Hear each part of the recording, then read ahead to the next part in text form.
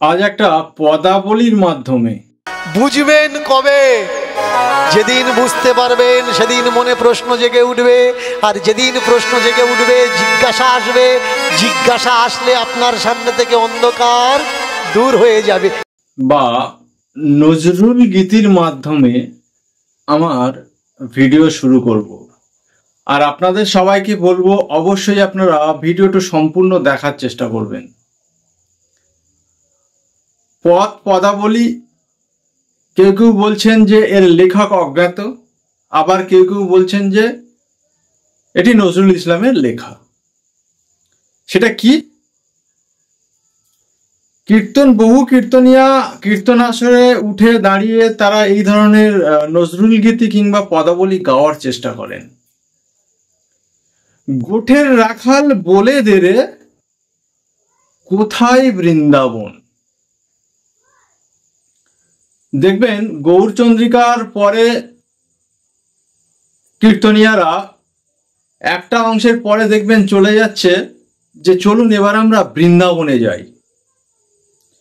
তাহলে এই যে কীর্তনিয়ারা বৃন্দাবনে যাচ্ছেন, এবং আপনারা বর্তমান যে বৃন্দাবন রয়েছে সেই বৃন্দাবন, আর এই যে পদাবলীতে জিজ্ঞাসা করা হলো গোঠের রাখাল বলে দে কোথায় বৃন্দাবন, তার মানে কি হলো?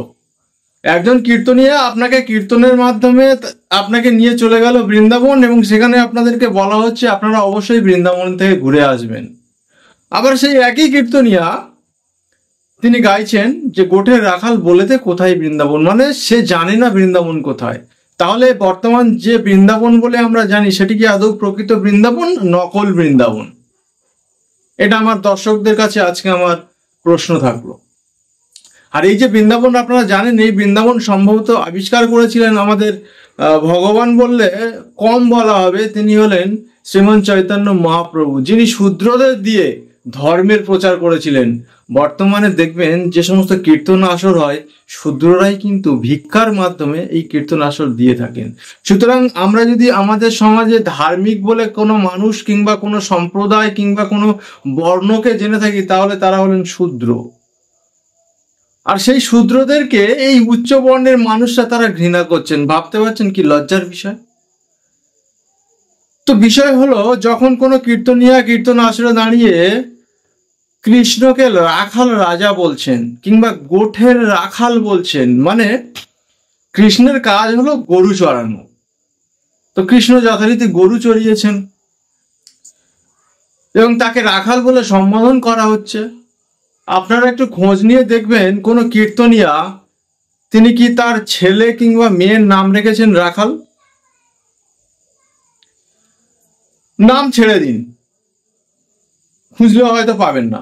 কোনো কীর্তনিয়া তার ছেলে মেয়েকে স্কুলে না পাঠিয়ে তাকে গরু চড়ানোর জন্য লাগিয়ে দিয়েছেন, মানে বাবা তোমাকে পড়াশোনা করতে হবে না, তুমি গরু চড়াও মাঠে গিয়ে।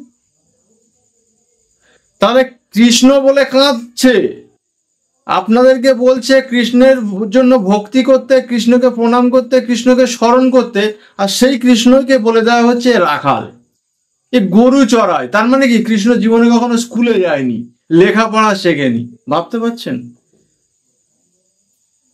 একটা রাখাল বর্তমানে যারা গরু চড়ায় এরকম হয়তো পাবেন না, যদি বা পেয়েও থাকেন, সেই রাখাল তার শরীরের যা দেখতে, তার অঙ্গে দেখা গেল ধুলো লেগে আছে, পোশাকটা হয়তো ভালো নয়, গরুর গোয়াল থেকে গরু বেঁধে যদি কোনো কীর্তনিয়ার বাড়িতে যায়, সে কৃষ্ণের মতো সেই রাখালকে কি ভক্তি করবে, শ্রদ্ধা করবে? করবে না। তাহলে কীর্তনের নামে কৃষ্ণকে রাখাল বানিয়ে গরুর সঙ্গে কৃষ্ণকে রেখে এক গোয়ালে কি প্রমাণ করতে চাইছেন এই কীর্তনিয়ারা?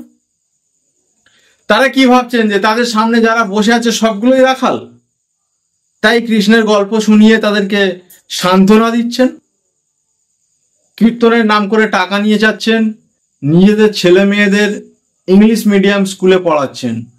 এখন তো বাংলা মিডিয়ামের স্টুডেন্ট পাওয়া যায় না।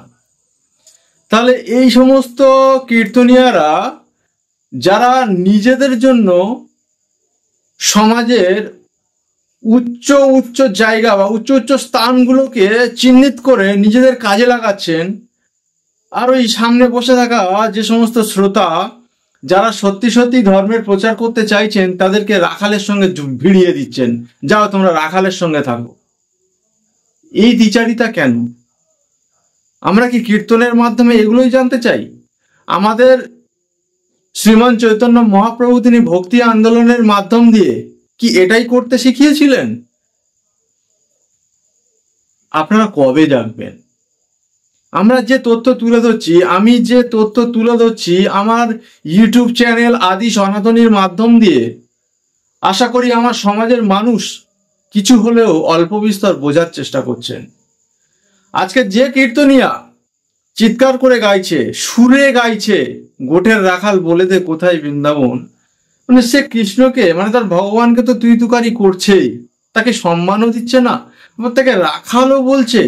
কিন্তু ওই কীর্তনিয়া তার ছেলেকে না নাম রাখছে রাখাল, না তার ছেলেকে দিয়ে গরু মাঠে নিয়ে যাচ্ছে, আবার তাকে মাঠ থেকে বলছে নিয়ে এসে গোয়াল ঘরে বাঁধতে।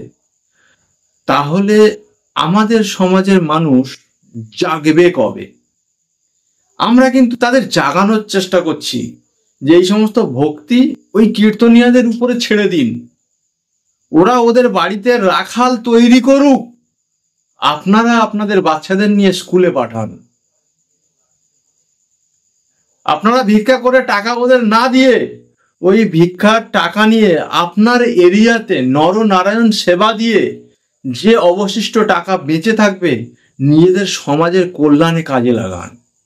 এদেরকে দিয়ে কোনো লাভ নেই, এরা আপনাদের সম্মান যথা সম্মান দেয় না। তাহলে আপনারা টাকাগুলো কেন নষ্ট করছেন? একটা সময় আসবে, আশা করি আমরা ধরে নিতে পারি, কীর্তনের নামে মানুষ টাকা দেওয়া বন্ধ করে দেবেন। কারণ এদের ভণ্ডামি আমরা যেভাবে ফাঁস করে দিচ্ছি। কীর্তনিয়া সে কীর্তন আসরে দাঁড়িয়ে তার সামনের মানুষদের বলে দিচ্ছেন আপনারা মাছ খাবেন না, মাংস খাবেন না, গলায় তুলসীর মালা পরবেন। বিশ্বাস করুন, স্টেজ থেকে নেমে গিয়ে সে বাড়িতে গিয়ে ভরপেট মাছ মাংস খাচ্ছে, ডিম খাচ্ছে, ডিমের অমলেট খাচ্ছে। এখন তো আবার ডিম ভাজা বলে না, অমলেট বলে। আর আপনাদের বলছে আপনারা খাবেন না, কারণ আপনারা না খেয়ে ওই টাকাগুলো জমিয়ে রাখুন, ওদের তো দিতে হবে, না হলে ওদের চলবে কিভাবে? ওরা আসলে ব্যবসা করছে, ওরা ভালো পড়াশোনা করেনি, ওরা ভালো চাকরি পায়নি, ওরা আপনাদের মতো গরিব মানুষকে শোষণ করার জন্য এই কাজ করছে। কীর্তনিয়া স্টেজে দাঁড়িয়ে আপনাদেরকে বলে দিচ্ছে গলায় তুলসীর মালা পরুন, সে বাড়িতে গিয়ে, বাড়িতে কেন, কীর্তনের পরে তার গাড়িতে বসে রাস্তায় যাওয়ার সময় মালাটা খুলে রেখে দিচ্ছে ব্যাগে, কারণ তার কাছে অত সময় নেই তুলসীর মালা পরার। তো আমাদের সমাজের মানুষ জাগবে কবে? এটাই হচ্ছে আমাদের প্রতিবাদ। যে আপনাকে জ্ঞান দিচ্ছে সে নিজে করে দেখাক, না হলে সে জ্ঞান দেওয়া বন্ধ করুক। তাহলে আমরা ভাববো যে আমাদের সমাজ সঠিক পথে আছে, মানুষকে সঠিক দিশা দেখাচ্ছে। তাহলে এই সমস্ত ভণ্ডদের কীর্তনের নামে আপনারা যে ডাকছেন, একবার তো ভেবে দেখুন যে এদের ডাকা উচিত কি উচিত নয়। এদের এই ভণ্ডামি দেখে আমাদের লজ্জা লাগে যে কৃষ্ণকে রাখাল বানাতেও ছাড়ছে না, কিন্তু এরা প্রতিবাদ করেছিল যে কৃষ্ণকে অসুর বলা যাবে না। আরে বাবা, তোমার ভগবান সে কিভাবে রাখাল হতে পারে? আবার তো শুনি অনেকে বলছেন কীর্তনিয়া ভাগবত পাঠক গরু তাদের মা, তাদের বাবা কি গরু? এমনকি তারা কি বলছে, গরু তাদের মা, কিন্তু গরু সেই মাকে গোয়াল ঘরে বেঁধে রাখতে ভুল করছে না, তাকে বেঁধে রেখে দিচ্ছে। তারা তাদের মাকে কি খাওয়াচ্ছে? মাছ, মাংস, ভাত, ডিম, ফল, মিষ্টি। আর যে গরুকে মা বলছে গোয়াল ঘরে বেঁধে রাখছে, ভাত তৈরির পরে অবশিষ্টাংশ, ভাতের সেই কষ খেতে দিচ্ছে গরুকে। এমনকি ঘরে যত আনাজ কেটে, মানে সবজি কাটার পরে সেই ভালো সবজি তারা রান্না করে খাচ্ছে, আর তার খসাগুলো তাদের সেই গরুর রূপ মাকে খেতে দিচ্ছে। এরা আবার বলছে গরু তাদের মা। এটা কেমন দ্বিচারিতা? পারলে আপনি যা খাচ্ছেন, আপনার মাকে যা খাওয়াচ্ছেন, গরুকে তাই খাওয়ান। আপনি আপনার মায়ের জন্য সুন্দর ঘর বিছানা রেখেছেন, মাকে ঘুমাতে দিচ্ছেন, থাকতে দিচ্ছেন, গরুকে সেই গোয়াল ঘরে রেখে দিচ্ছেন ছাই ফেলে, গরু পায়খানা করছে, প্রস্রাব করছে, সারা রাত তার উপরেই হয়তো শুয়ে থাকছে। লজ্জা করে না? গরুকে মা বলছেন আর মায়ের প্রতি যত্ন নিচ্ছেন না। কবে বুঝবেন এদের এই দ্বিচারিতা? কবে বুঝবেন? আমাদের সমাজের মানুষ কবে বুঝবে? আপনাদের বলবো, অবশ্যই ভগবানের প্রতি ভক্তি রাখবেন, বাড়িতে যে জীবন্ত বাবা মা রয়েছেন তাদের প্রতি ভক্তি রাখবেন, আর এই সমস্ত ভণ্ডদের ত্যাগ করতে শুরু করুন। না হলে আপনি যেমন শোষিত হচ্ছেন, আর আপনার দেখে আপনার বাড়ির ছেলেমেয়েরা তারাও এই শোষকদের হাতে পড়বে। তাই এই শোষকদের বা শোষিতদের থেকে নিজেদের সন্তানকে বাঁচাতে চেষ্টা করুন, তাহলে সমাজ এবং আপনার সন্তানের উভয়ের মঙ্গল হবে। তো আসুন দীনকৃষ্ণ ঠাকুর কি বলছেন আমরা একটু শুনে যে লীলাটা আমরা আস্বাদন করব, লীলার নাম হলো ভক্ত হরি পাল। দিনে দিনে দিন যায় ভাই, ভাগ্য কবু বদলায় না।